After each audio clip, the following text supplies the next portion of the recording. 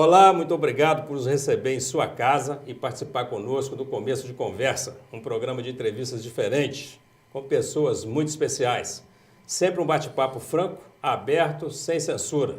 No programa de hoje, vamos falar sobre o processo de transição de governo.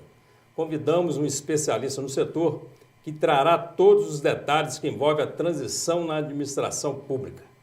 Como funciona todo o processo? Você vai saber daqui a pouco, depois do intervalo, nós voltamos já já.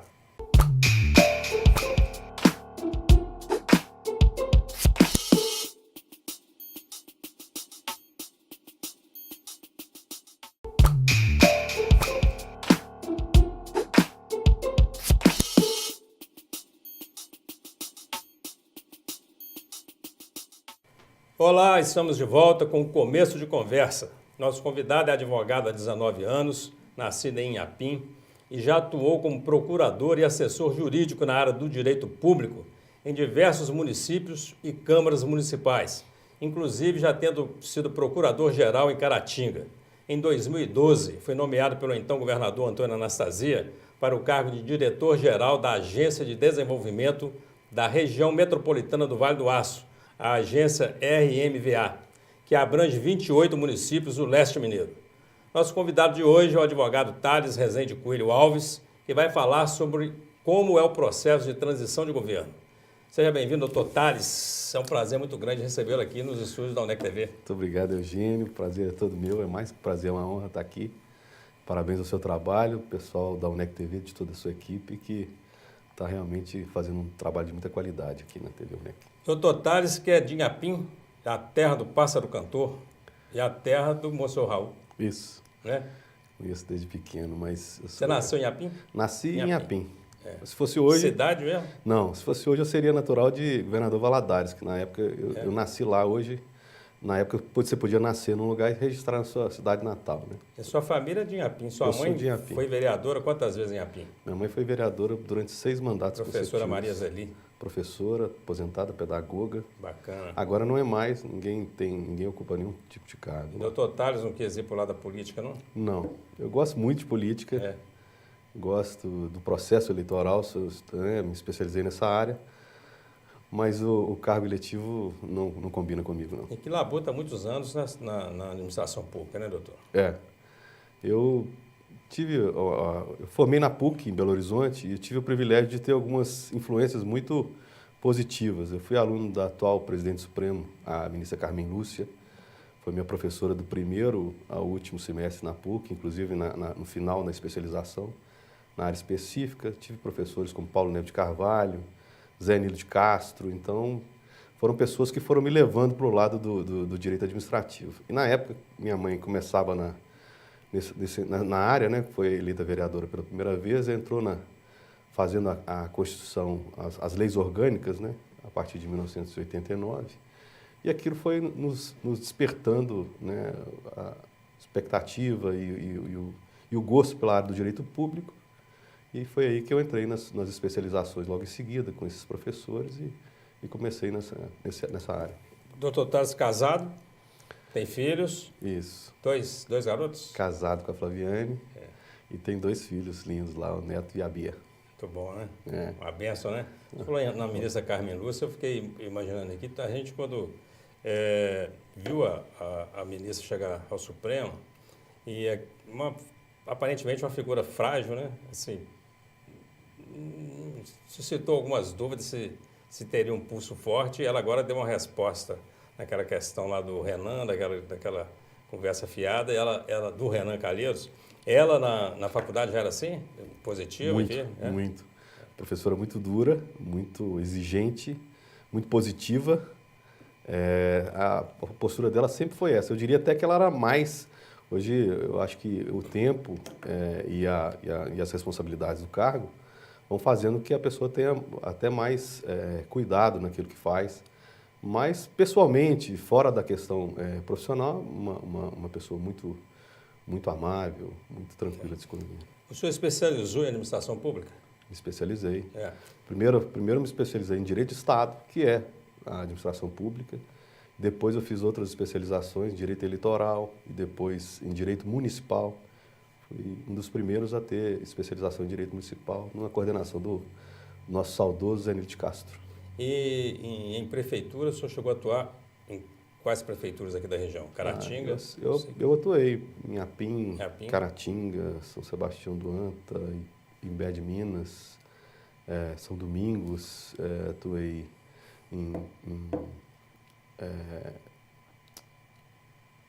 eu esqueci agora o nome da cidade, perto de Belo Horizonte, Nova Lima. Nova Lima. Os prefeitos costumam dar muito trabalho a um assessor jurídico sério. E eu falo sério por quê? Porque tem assessor jurídico de todo jeito, claro, né? E eu sei da sua seriedade. Então, assim, prefeito também, claro, tem prefeito muito sério, mas sempre tem aquele prefeito que quer fazer as coisas meio avessas, né? Esse tipo de prefeito normalmente não combina com a gente. Eu, graças a Deus, estou com praticamente 20 anos de profissão. Eu tenho orgulho de dizer que eu tenho sequer um processo administrativo até dentro da ordem dos advogados. Quer dizer, eu nunca tive, não é que eu nunca fui condenado a nada, eu nunca fui processado por nada. Então, é porque a gente tem uma linha de conduta muito rigorosa e procura fazer as coisas com muita clareza e julgar sempre limpo, tanto com os prefeitos quanto com as próprias autoridades públicas, né? A gente, quando vai se apresentar ou tratar de algum assunto com o Ministério Público, com a magistratura, com a autoridade policial, sabe que vão encontrar pelo menos franqueza da nossa parte. Então, às vezes a questão, um embate é político, mas dentro da questão jurídica a gente procura sempre manter uma linha muito forte, muito firme e muito ética. Como que se deu essa sua ida para a agência, um convite do governador Anastasia? Você foi diretor da agência numa região metropolitana, não é isso? Isso. Foi uma surpresa muito positiva. Teve também um processo seletivo anterior, né? A gente fez prova, fez seleção e foi sendo feita uma peneira. E chegamos a uma lista tríplice que foi apresentada ao governador e ele analisou isso e nos escolheu para um lugar e para um momento muito complicado, porque na época que foi instalada a Agência Metropolitana do Vale do Aço, foi um período em que o PT tinha ganho nos 4 municípios que formam o núcleo metropolitano, que pertence à Assembleia, que é uma governança compartilhada. Então, eu, nomeado pelo PSDB, trabalhei com 4 prefeitos que compunham o meu colegiado do PT. E foi um desafio muito grande conseguir exatamente fazer a agência caminhar dentro desse contexto político, mas de acordo com a forma que a gente foi tocando, administrando e dirigindo a agência, a gente foi tendo a compreensão desses prefeitos e a colaboração de todos. Nós estamos um minuto para terminar esse primeiro bloco, mas preciso fazer essa pergunta. Como você falou em PT, existe alguma orientação do Estado para tratar assim ou assado ao prefeito que é ligado a um partido? Ou seja, os 4 prefeitos do PT tiveram dificuldades no tratamento com a sua diretoria? Nenhuma. No meu período lá, foi o período que mais secretários de Estado tiveram. E isso é um depoimento que eu tenho que dar sempre na minha vida. O governador Anastasia é um homem de comportamento altamente republicano.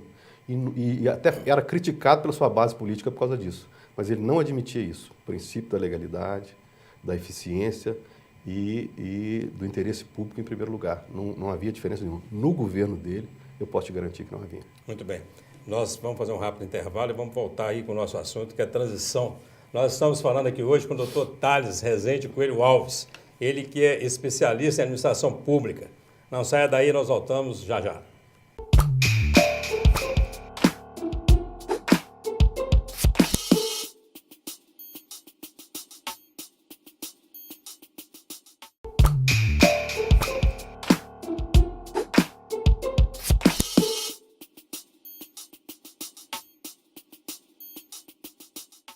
Olá, estamos de volta com o Começo de Conversa.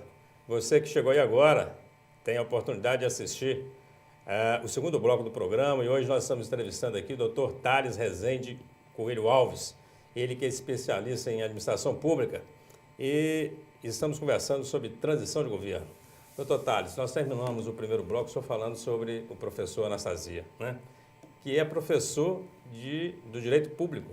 De direito público. Professor de direito público. Muito sério, né? Profissional. Muito sério. Sumidade, né? O trabalho dele à frente de comissões já no primeiro mandato dele como senador, já mostra o destaque que ele tem e a notoriedade que ele tem. E que trata também em seus livros, nos seus escritos, sobre transição, né? Isso. Transição é o nosso assunto aqui de hoje. Exatamente. O que exatamente é, doutor Tales, um processo de transição e como constituir, como formar uma boa comissão de transição? Bem, o processo de transição de governo é um momento dos mais importantes para os próximos 4 anos. Ele é o momento em que o prefeito eleito, né, o futuro gestor, compõe uma equipe para que ele tome pé de tudo que está acontecendo no município, mas agora de forma mais aprofundada. Ele passou pelo momento eleitoral, criticou tudo, falou sobre tudo, apresentou suas propostas, mas agora é realmente a hora que ele vai até mesmo perceber se consegue cumprir aquilo que foi falado. Porque ele vai ter a noção detalhada de todos os contratos municipais, das obrigações, do patrimônio, das finanças do município, da questão contábil, do endividamento municipal. Então, é a partir desse momento que ele tem uma radiografia, né, mais detalhada sobre toda essa questão municipal. Então, a transição é que permite a continuidade.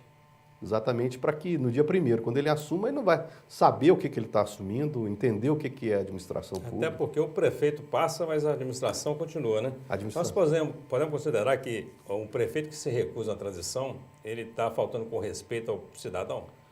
Com certeza. O prefeito que se recusa à transição, ele tem que sofrer sanções por isso, né? Existe uma legislação federal. Hoje ele não pode, de certa forma, se recusar a fornecer alguns dados, que a própria legislação atual, a lei de transparência, obriga que ele forneça não só à transição, mas a qualquer cidadão, informações importantes e as informações solicitadas de qualquer natureza sobre o poder público. E, inclusive, tribunais de contas também editam resoluções e normas que acabam por multando financeiramente os prefeitos que não permitem que isso aconteça. Então, isso é uma coisa do passado que não se admite hoje em dia.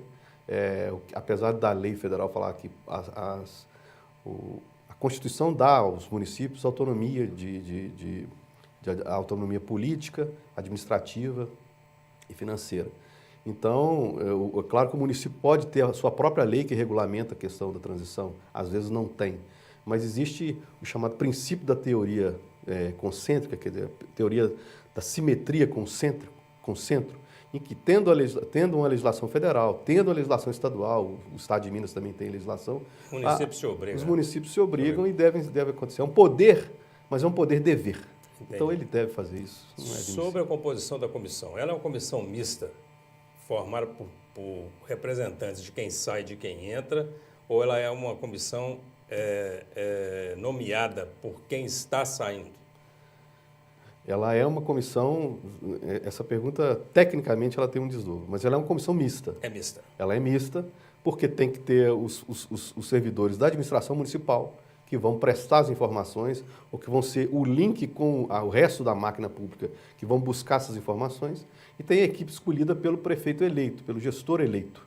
Ele escolhe a sua equipe, que também deve ser uma equipe multidisciplinar, mista nesse sentido interno, com conhecimentos variados. Eu costumo dizer, Eugênio, que comissão de transição não é lugar para cabo eleitoral, não é lugar para torcedor político, não é lugar para políticos eleitos que não sejam especificamente. Comissão de transição é uma questão técnica que deve ser tratada dessa forma. Acabou-se, houve a disputa, já houve a comemoração que tinha que haver. Agora, o município, o prefeito eleito é um prefeito de todos, ele não está ali, aquela comissão não vai para a prefeitura para poder descarregar antigos desafetos, falar desaforos, etc. Ela vai para lá para colher dados, para obter os dados que são necessários, porque também a partir do dia 1º de janeiro, o prefeito que entra, ele entra com a obrigação de gerir o município de forma séria, de forma eficiente, que a Constituição diz isso, né? Isso faz parte do rol de princípios administrativos constitucionais, constitucionais e infraconstitucionais que regem a administração pública, e o prefeito hoje tem a obrigação, e o povo não tem mais aquela paciência de ficar escutando do prefeito que entra, que tudo é culpa do prefeito que sai. Quando ele disputou a eleição, ele foi para o palanque, fez as suas propostas. Inclusive, tem um fato interessante que já é a segunda eleição que que os candidatos foram obrigados a registrar no TRE as suas propostas de campanha, os seus programas de governo, mesmo que de forma simples. Então ele tem que dar conta daquilo e vai ter que dar conta daquilo de forma A minha dúvida na questão da pergunta sobre a nomeação da comissão, na verdade, eu quero saber exatamente a quem é que bate o martelo. Então, quem está saindo vira e fala, essas 10 pessoas aqui fazem parte da comissão de transição. E quem está chegando, fala, eu estou apresentando esses 10 aqui. O prefeito que vai entregar o governo dia 31, ele pode recusar membros de comissão? Porque eu posso ter tido um desafeto na campanha, o prefeito pode ter tido um desafeto na campanha e esse desafeto agora é que está lá querendo fazer a transição, a gente sabe que eles costumam dar trabalho ao prefeito. O prefeito pode recusar um membro de comissão? Isso é uma questão controvertida, porque a comissão, a regra geral é a seguinte, o prefeito atual, né, o prefeito que está deixando o cargo, ele recebe o ofício do prefeito eleito, o prefeito eleito tem que providenciar esse ofício, tem que comunicar oficialmente ao prefeito atual que ele quer uma comissão de transição, que ela será composta de tantos membros, são esses membros aqui que se apresentarão, e o prefeito atual, que é o prefeito do cargo, que tem o poder e tem mandato até dia 31 de dezembro, em geral, ele faz um decreto nomeando esses membros, os indicados pelo eleito e os indicados dele, e determinando o espaço, fornecer o espaço que se precisa para poder analisar os documentos, dar a infraestrutura necessária para que a comissão possa trabalhar. Então, assim, eu fugi um pouco da sua pergunta, porque é uma questão controversa. Ele não pode negar de forma moral. De forma técnica, ele pode negar. Mas por que ele vai negar? Simplesmente porque é um desafeto? Esse momento já passou. É aquilo que eu estou falando. E aí vai da sabedoria também do prefeito eleito de ter uma comissão que vai lá para dentro para saber, senão vai virar motivo de chacota. O senhor não fugiu da minha pergunta, não, e tudo que o senhor falou aqui é muito importante e relevante dentro do processo. O senhor, como especialista em administração pública, com experiência em prefeituras, o senhor tem visto a transição acontecer nas prefeituras aqui da região? O senhor vai responder daqui a pouco, nós vamos para um breve intervalo e nós voltamos já com mais Dr. Thales Rezende Alves Coelho Alves. Não saia daí já, nós voltamos daqui a pouco.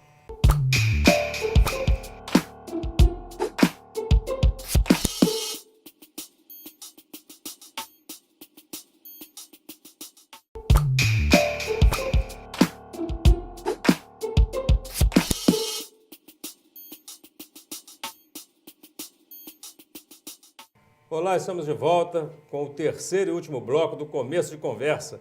E hoje recebendo aqui a ilustre presença do Dr. Thales Rezende Coelho Alves. Ele que é especialista em Direito Público. E eu deixei uma pergunta no ar, ele vai responder para nós agora, Dr. Thales. Pela sua experiência aí como gestor, trabalhando na gestão pública, vamos dizer assim, o senhor tem visto as prefeituras fazerem a transição, os prefeitos fazerem a transição? Tem. As transições têm acontecido de uma forma ou de outra, não necessariamente boas transições.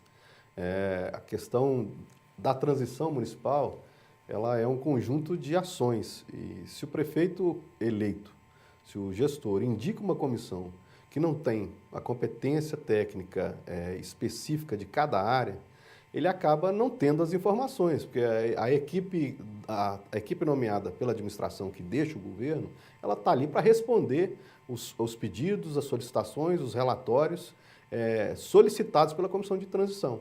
Então, se os membros, por isso que eu disse anteriormente, eu falei assim, não é lugar para cabo eleitoral, não é lugar no sentido só do torcedor, né, das paixões. Agora é hora da questão técnica, da questão profissional, porque são muitas áreas específicas e se essa equipe não sabe o que vai buscar, se ela acha que prefeitura é simplesmente saber quanto deve, quanto tem, quanto que está na conta, quanto que é a minha despesa de pessoal, isso são informações muito rasas para quem vai administrar o município. Então, eu já vi já vi de um tudo, né? De comissões muito, muito boas, muito tecnicamente feitas, comissões em que tentou se boicotar por parte da administração pública, de não entregar os documentos, de pedir mais prazo do que o razoável, por parte da administração que deixa, como já vi também administrações muito solícitas e que pensam realmente no serviço público, no bem público, no administrado, sabendo que a questão vai continuar no dia seguinte e que fornecem todos esses dados, que é muito importante saber isso. O senhor já falou aí que a transição ela é obrigatória, já falou que ela é necessária, já falou dos serviços continuados, né? Porque a prefeitura, o prefeito sai dia 31 de dezembro, mas o serviço continua. No dia 1º tem saúde para acontecer, tem gente doente procurando pelo serviço, as ruas, a limpeza tem que acontecer, é uma série de serviços que são de responsabilidade do município. Mas a pergunta é o seguinte, um bom relatório não resolve esse processo de transição, não? Não, o processo de transição ele termina em relatórios, mas a transição ela inclusive serve para adequar o plano de governo, o projeto de governo da gestão que entra ao orçamento que existe. É um pouco diferente, e às vezes as pessoas não têm conhecimento disso, a questão da legalidade na administração pública. A gente acha que às vezes pode administrar o município como se administra a casa da gente. Eu sou honesto, eu gasto menos do que eu ganho e pronto, é isso que eu preciso fazer. Na prefeitura não, a prefeitura tem um orçamento, a gente nasce, o cidadão nasce sabendo que, entendendo que eu posso fazer tudo que a lei não me proíbe. Então, eu posso fazer tudo desde que não seja proibido. Na administração municipal, o administrador, o princípio é o contrário, ele só pode fazer o que a lei o permite. Então, se o orçamento estiver falando que isso aqui você vai gastar com obras, você não pode colocar isso na educação. Se isso é da educação, você não pode colocar na saúde. Se isso é da saúde, você não pode colocar na despesa de pessoal que não seja da saúde e dentro dos limites. Então, relatórios por si só não adiantam, porque a gente tem que ir lá ver a máquina. Uma boa comissão de transição é aquela em que o prefeito eleito senta e conversa com o prefeito que deixa e fala assim, o que você quis fazer que não deu certo? O que você tentou fazer que você não conseguiu? Por que você não conseguiu?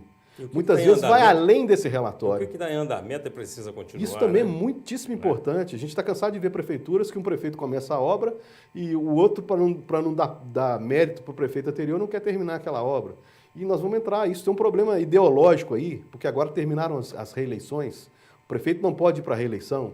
Então, será que nós vamos continuar pensando a médio prazo ou os prefeitos agora vão pensar a curto prazo? Só vão fazer aquilo que podem inaugurar num períodozinho de 4 anos e o planejamento de médio e longo prazo do município, aonde vai ficar? Essa certa resistência que existe em fazer a transição por parte de quem está saindo, tem gente que debita o medo de quem está entrando descobrir o que não deve. Ou a própria maldade de quem está saindo e não entregar o ouro, vamos dizer assim, para quem está chegando. Por que essa dificuldade em fazer uma boa transição, se isso é de fato uma questão de educação até, né? Eu estou te entregando uma casa que você vai administrar, o mínimo que eu tenho que te fazer é te falar, eu estou te entregando isso aqui, ó, né? Para saber exatamente o que você está recebendo. Eugênio, eu acho que você tocou num ponto fundamental e eu não consigo admitir isso. Eu, pessoalmente, profissionalmente, eu não consigo admitir uma transição que não aconteça ou um prefeito que não permita uma transição acontecer. Isso não cabe mais na cabeça, no atual momento em que a sociedade vive. É um momento de transparência, de informação direta, imediata, de redes sociais. Eu acho que se um gestor se recusasse hoje a permitir uma transição efetiva, transparente, com informações, ele estaria se afogando politicamente se ele tiver alguma ambição futura e a gente sociedade, nossa sociedade, temos que estarmos atentos a isso e não permitir que esse tipo de prática aconteça e condenar isso de forma veemente, porque, afinal de contas, é o futuro nosso. O transporte escolar ele continua no primeiro dia de aula, o fornecimento de medicação, o atendimento nos consultórios médicos, o atendimento na área social, assistência social tem que continuar. Os programas governamentais são perenes, eles não param. Saúde da família, escola, obras que estão em andamento têm que ser terminadas para ser entregue à população. Então não cabe mais, tanto nos que entram, deixar de terminar aquilo que realmente é efetivo, nos que saem ter esse medo. Por quê? Ele só vai atrasar isso aí por 60 dias. Depois o cara vai entrar, vai contratar uma auditoria para poder fazer um trabalho mais rápido e vai pegar aquela documentação, entregar toda para as autoridades e os processos vão acontecer da mesma forma. Eu não consigo admitir hoje que um gestor que está deixando o Não cargo faz a possa se transição. recusar. O senhor tocou num ponto aí que eu considero crucial. Eu acho até que ele vai fazer com que os atuais prefeitos eles se preocupem um pouco mais em fazer uma boa transição, que são as redes sociais, que é o acesso do cidadão à informação. Então, assim, nós temos um momento hoje completamente diferente de 4 anos. Quer dizer, hoje o cidadão, ele cobra, ele vai saber que o prefeito não quis fazer a transição, ele vai saber que esconderam o relatório, ele vai saber que esconderam informações de quem está entrando, isso vai para a rede social, isso é muito complicado, né? Eu acho que eles se obrigam um pouco, nesse momento, a fazer isso mais bem feito. Você acredita nisso? Acredito, Né? acredito. Eu quero acreditar até que não seja só por isso, né? A gente está num momento em que a gente tem uma imprensa que fiscaliza e a rede social e a própria lei de transparência permite não só aquela comissão de transição, mas qualquer cidadão que queira saber a informação, um salário específico de um servidor, um contrato específico do servidor, ele vai lá, faz o pedido, coloca seu nome e tal, e a administração pública tem que fornecer. Não existe mais sigilo. E uma imprensa até que tem sido mais efetiva justamente porque a população está dando uma resposta melhor a tudo, né? Então, assim, nós estamos hoje com milhões de fiscais, a gente está vendo o que está acontecendo no Brasil, tudo isso muito por força da movimentação popular e da resposta que a imprensa tem dado a esse movimento, ou a visibilidade que ela tem dado. Se o senhor fosse o responsável por uma comissão de transição, qual seria a sua primeira ação como presidente da comissão de transição? Se eu fosse o presidente de uma comissão de transição, partindo do pressuposto já que o prefeito eleito enviou um ofício para o prefeito atual, com indicação dos nomes, o prefeito atual indicou os nomes deles, e essa comissão se reuniu e o presidente dessa comissão de transição vai fazer os trabalhos dele. Marcaria os horários de trabalho de toda a comissão e começaria a solicitar todos os dados que são importantes para que essa comissão possa trabalhar. Isso aí eu estou dizendo dos dados macro para os dados micro. A gente tem que saber, por exemplo, a lei de diretrizes orçamentárias é uma lei que vale por 4 anos, que ela pega 3 anos pega o primeiro ano do mandato que se inicia e 4 anos e 3 anos seguintes. Quer dizer, o prefeito que entra pega o último ano da lei de diretriz orçamentária e vota a lei de diretriz orçamentária para os próximos 4 anos.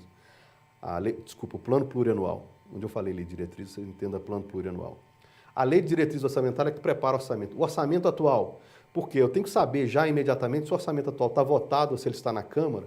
Se ele está na Câmara, eu tenho que adequar ele ao meu plano de governo, ver o máximo possível e pedir ainda as alterações que possam acontecer no próprio orçamento. Existem os relatórios fiscais que são importantes, que têm que ser emitidos pela contabilidade, que são o resumo, o relatório resumido de execução orçamentária, o relatório de gestão fiscal, o relatório dos contratos vigentes, o relatório dos contratos que vão terminar, dos serviços continuados que precisam ficar, da merenda escolar, da alimentação, os convênios que estão sendo em fase de prestação de contas, porque muitas vezes não se sabe que se um gestor anterior termina um convênio, tem um prazo para prestar conta, não presta, quem vai ficar inadimplente é o município, não é só o prefeito anterior. Então, o município atual, se ele não tiver determinada certidão, ele não pode receber outros repasses. Então, a gente tem que pegar uma equipe e em cada área específica, no esporte, no lazer, na cultura, na assistência social, na educação, nas obras públicas, nas licitações. Eu tenho que ver quais são os meus contratos de fornecimentos que estão vigentes, que vão vencer dia 31 de dezembro, que avançam para janeiro. Tem que saber qual o sistema, a questão da tecnologia da informação, quais são os sistemas informatizados que estão na minha administração, se são eles que vão continuar.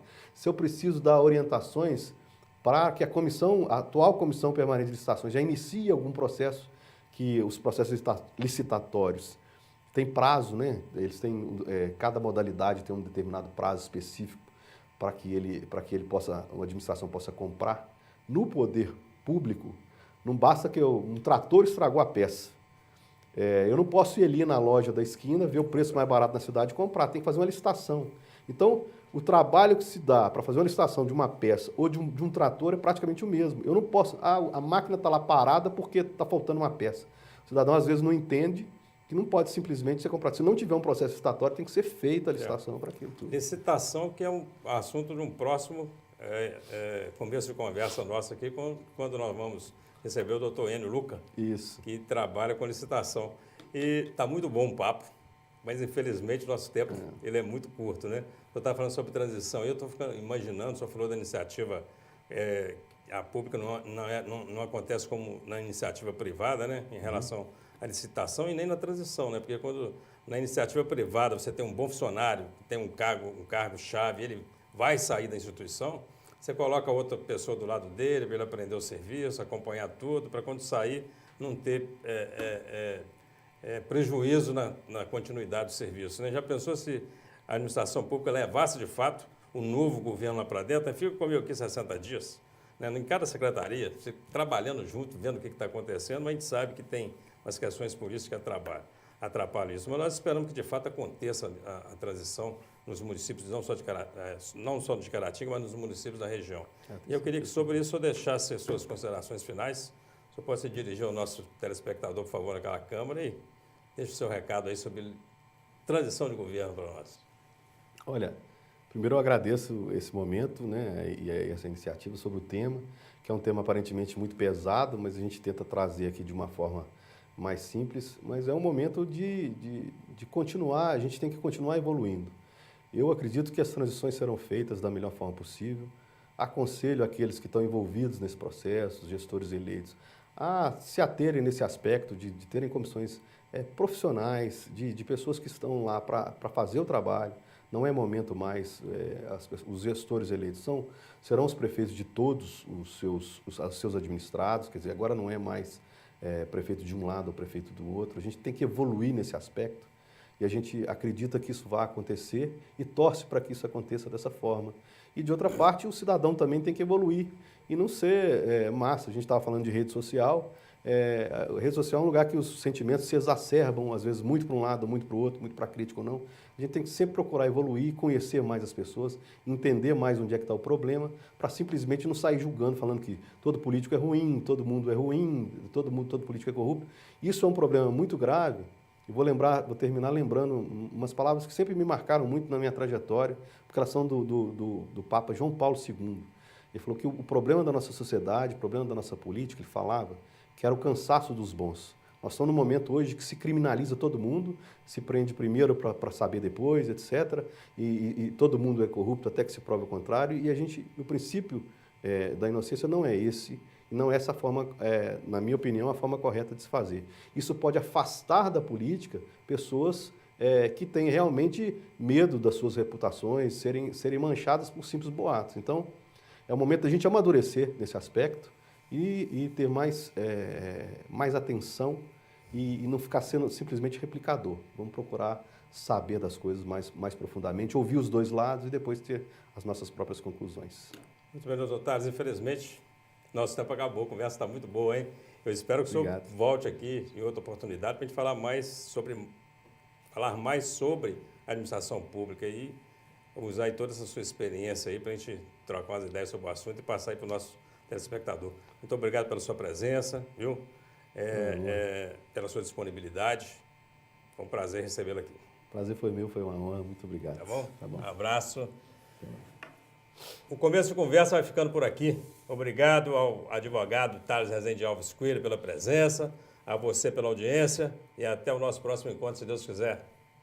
Até lá.